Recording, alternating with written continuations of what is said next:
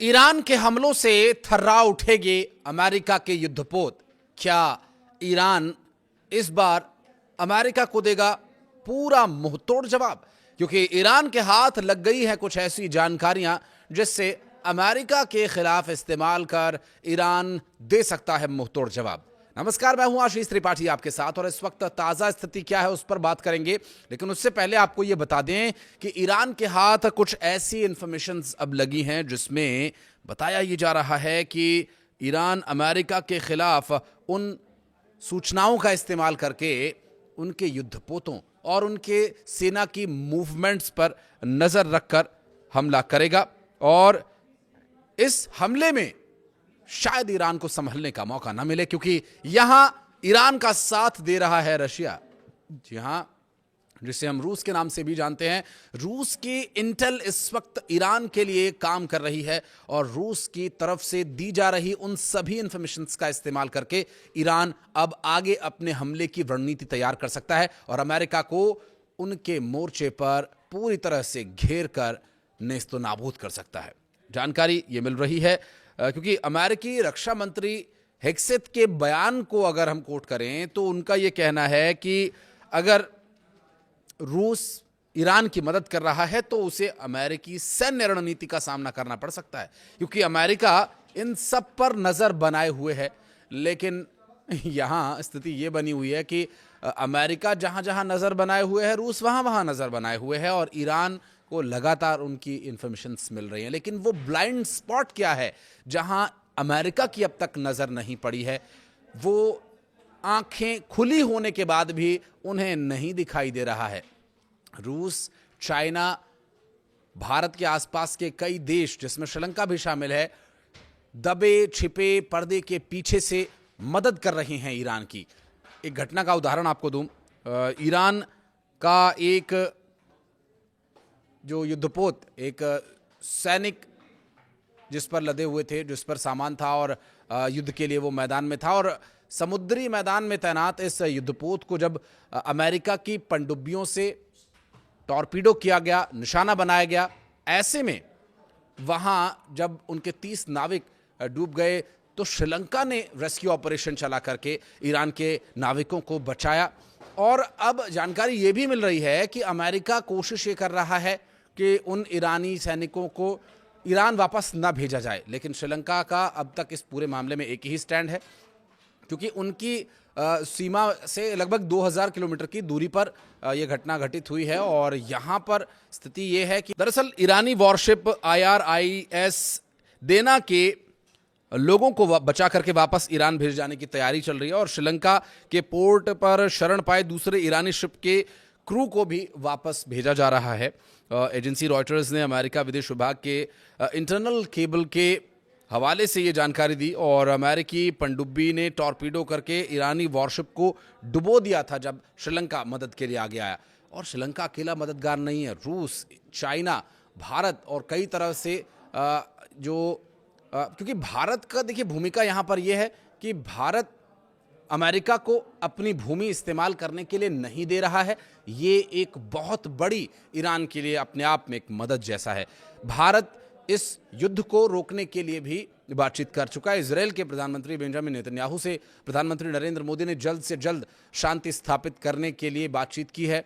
और ये देखिए कूटनीतिक स्तर पर एक बार बात करके कहना भी एक बहुत बड़ा दबाव होता है और भारत अपनी ज़मीन को, अपने इंटेल को और अपने किसी भी संसाधन को ईरान के खिलाफ इस्तेमाल नहीं करने दे रहा है। ये भी एक बहुत बड़ी राहत है ईरान के लिए और एक बहुत बड़ी मदद है ईरान के लिए। अमेरिका भले ही इस बारे में बहुत ज़्यादा खुल करके ना बोल रहा हो, क्योंकि भारत के साथ कई तरह के संबंध, चाहे वो व्यापारिक हों, कूटनीतिक हों, ये सभी परिस्थितियां अमेरिका को भारत पर दबाव बनाने से रोक रहे हैं कि वो भारत पर दबाव बना सके। उल्टा अमेरिका अब भारत से अपील कर रहा है, भारत से निवेदन कर रहा है, जो ईंधन का संकट पूरी दुनिया पर मंडरा रहा है ईरान पर हमले के बाद से, उसमें भारत उसकी मदद करे इसके लिए। अब हालांकि वो एक अलग विषय है, उस पर भी हम बात करेंगे, लेकिन हाँ, जुड़ा वो इसी मुद्दे से है कि वो ईरान पर जो इजरायल और अमेरिका ने बिना सोचे समझे जो हमला किया है, इसकी वजह से। दरअसल ईरान के विदेश मंत्री अब्बास अरागची ने भारत और श्रीलंका के विदेश मंत्रालयों से फ़ोन पर बातचीत की है। जानकारी ये मिल रही है कि भारत के विदेश मंत्री एस जयशंकर और श्रीलंका के विदेश मंत्री विजिथा हेरात से बातचीत हुई है अलग अलग। और ईरानी विदेश मंत्री ने इस बात पर जोर भी दिया कि सरकारें संयुक्त राष्ट्र की जिम्मेदारी को उन्हें याद दिलाएं और अमेरिका और इजराइल के आपराधिक कामों की कड़ी भर्त्सना करें, निंदा करें। और ईरानी नौसेना के जहाज डेना पर अमेरिका के आपराधिक हमले की कड़ी निंदा की जाए, जो बिना किसी पूर्व चेतावनी के ईरान से 2000 किलोमीटर दूर इंटरनेशनल वाटर में निशाना बनाया गया था, जिसमें श्रीलंका के नौसेना ने उनकी मदद करके उन्हें बचाया। और अमेरिकी मीडिया के मुताबिक अमेरिकी सेना मिडल ईस्ट में तीसरा एयरक्राफ्ट कैरियर तैनात करने की भी तैयारी कर रही है। और यही तो वो इन्फॉर्मेशन है जो रूस के द्वारा ईरान को पास ऑन की जा रही है, ऐसी जानकारी मिल रही है। फिर ईरान की मदद के लिए रूस को भी धमकाने का काम अमेरिका कर रहा है। दरअसल अमेरिकी हमले में ईरानी वॉरशिप पर सवार 80 से ज़्यादा नाविकों के मारे जाने की जानकारी मिली थी और 30 से ज़्यादा ईरानी नौसैनिकों को बचा लिया गया था। क्योंकि ये पूरा क्षेत्र श्रीलंकाई समुद्री सीमा में आता है, ऐसे में उनके द्वारा ईरान की मदद की गई, उन नौसैनिकों को बचाया गया। दूसरी तरफ ईरान की तरफ से इजराइल पर जो मिसाइलों की बौछार की जा रही है, उससे पार पाना इस वक्त इजराइल के लिए बहुत ही मुश्किल हो चला है।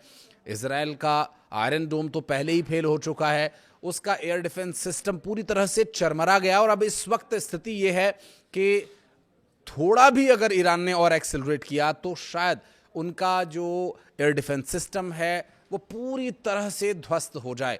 अभी काफी कुछ बचाव इजराइल की धरती पर मिसाइलों के गिरने से रोकने के लिए हो रहा है। आयरन डोम तो फेल हो ही चुका है, लेकिन इस वक्त स्थिति यह है क्योंकि देखिए अमेरिका की सिचुएशन यह है कि अमेरिका को तो अपने हथियार बेचने हैं। अमेरिका के पास रिजेक्टेड इतने जहाज खड़े हैं कि अगर वो काउंट किए जाएं तो पूरी दुनिया में इतने जहाज नहीं जितना अमेरिका ने रिजेक्ट करके जहाज खड़े कर रखे हैं। इतने गोला बारूद हथियार वो किस लिए बना रहा है? इसीलिए बना रहा है ताकि वो दूसरे देशों को युद्ध में झोंक करके उन्हें अपने हथियार बेच सके, अपना फायदा कर सके। और देखिए कोई भी देश जिसे चलाने के लिए रुपया पैसा चाहिए, जिसे चलाने के लिए ईंधन की आवश्यकता होती है, जिसे चलाने के लिए शक्ति की आवश्यकता होती है, वो सब कुछ अमेरिका अपने नागरिकों को देना चाहता है। और देखिए अमेरिकी नागरिक भी, उन्हें सुविधा मिल रही है, बाकी दुनिया जाए, बस इसी तर्ज पर अमेरिकी नागरिक भी जी रहे हैं। अमेरिकी नागरिक भी काफ़ी खुश हैं। इंटरनली अगर बात करें तो अमेरिका के लोग इस बात की निंदा नहीं कर रहे हैं कि ईरान के खिलाफ अमेरिका क्या कर रहा है, क्योंकि देखिए कई बार क्या होता है कि नेतृत्व और नागरिक दोनों की सोच में फ़र्क होता है। लेकिन डोनाल्ड ट्रंप जो कर रहे हैं वहाँ के लोगों को ये पसंद आ रहा है, जो कि एक चिंता की बात है। बाकी दुनिया के लिए इस पर विचार करना होगा, क्या अमेरिका सही कर रहा है? ये सवाल बार बार इंटरनेशनल मीडिया में पूछे भी जा रहे हैं, लेकिन इसका अभी जवाब लेना थोड़ा सा बेमाना है, क्योंकि इजराइल अमेरिका काफ़ी आगे निकल चुके हैं इस हमले के बाद से, और ईरान भी पीछे हटने वालों में से नहीं। और ईरान ने ताबड़तोड़ हमलों को जारी तो रखा ही हुआ है, और ईरान अब अपने जो उसके निकट हैं या मित्र राष्ट्र हैं उनसे बातचीत करके इस तरह की जो परिस्थितियां उनसे निकलने के लिए और ऐसे हमलों का मुंहतोड़ जवाब देने के लिए, अपने नागरिकों की सुरक्षा के लिए और अंतर्राष्ट्रीय संबंधों को बनाए रखने के लिए, युद्ध के विपरीत हालातों में ईरान की स्थिरता को बनाए रखने के लिए भी लगातार प्रयासरत है। अमेरिकी प्रेसिडेंट डोनाल्ड ट्रंप ने जो कहा, अब उसका जवाब आने का इंतजार है, क्योंकि अमेरिकी प्रेसिडेंट डोनाल्ड ट्रंप ये कह रहे हैं कि अगर ईरान बिना शर्त सरेंडर कर देता है तो ये सरेंडर करने के बाद नेता चुनेंगे।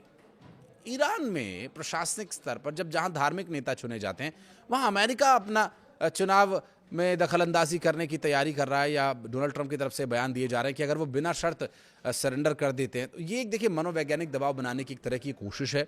हालांकि ईरान इससे अभी फिलहाल किसी भी तरह से प्रभावित नहीं है और ईरान यहाँ पर रुकने वाला भी नहीं है। हाल के हमलों में ये बात स्पष्ट हो गई है।